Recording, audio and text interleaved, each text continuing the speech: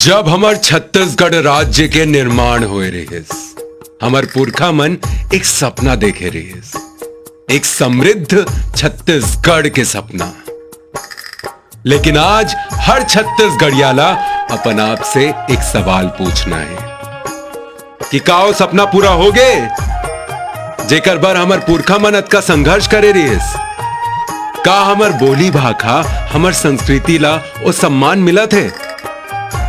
अगर जवाब में आही नहीं, तलो हमार भाचा मर्यादा पुरुषोत्तम श्री राम का नाम और हमार छत्तीसगढ़ महतारी के आशीर्वाद और जाग जाओ।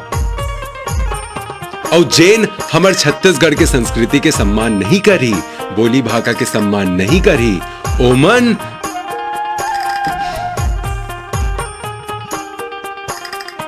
जय जोहार, जय छत्तीसगढ़, जय हिंद।